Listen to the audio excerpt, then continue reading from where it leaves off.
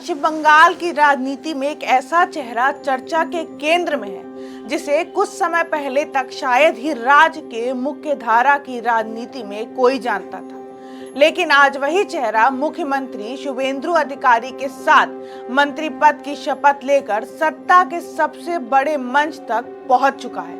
हम बात कर रहे हैं खुदीराम टुडे की, एक ऐसा नेता जिनकी कहानी सीधे गांव की मिट्टी से निकलकर सत्ता के गलियारों तक पहुंची है।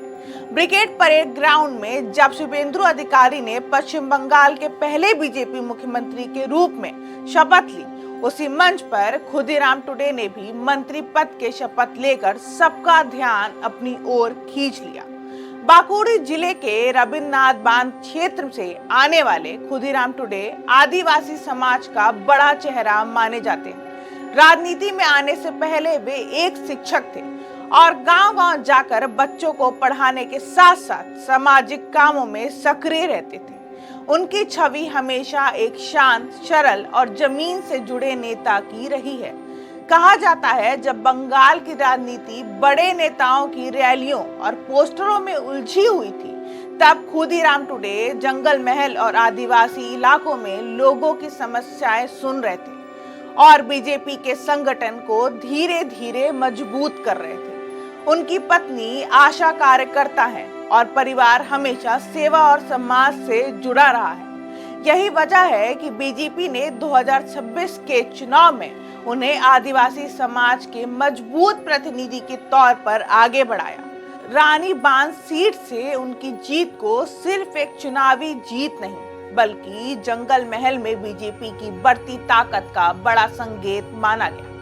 राजनीतिक जानकार मानते हैं कि खुदीराम टुडे का मंत्री बनना सिर्फ एक व्यक्ति की सफलता नहीं, बल्कि बीजेपी की उस रणनीति का हिस्सा है जिसके जरिए पार्टी आदिवासी और ग्रामीण इलाकों में अपनी पकड़ और मजबूत करना चाहती है। खास बात यह भी है कि खुदीराम टुडे उन नेताओं में गिने जाते हैं जिनकी छवि बेहद साफ सुथरी रही है और उनके खिलाफ कोई बड़ा विवाद या आपराधिक मामला सामने नहीं आया है।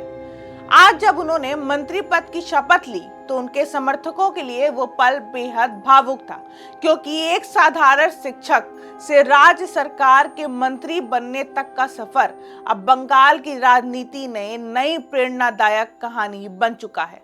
अब पूरे बंगाल में यही चर्चा है कि क्या खुदीराम टुडे आने वाले समय में बीजेपी के सबसे बड़े आदिवासी चेहरा बनकर उभरेंगे।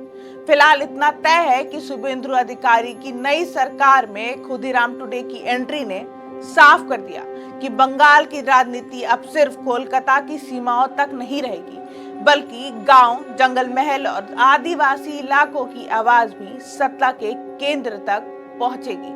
आगे की कहानी के लिए जुड़े रहिए हमारे साथ। मैं निशिता और आप देख रहे हैं इंडिया जंक्शन। खबरों का जंक्शन।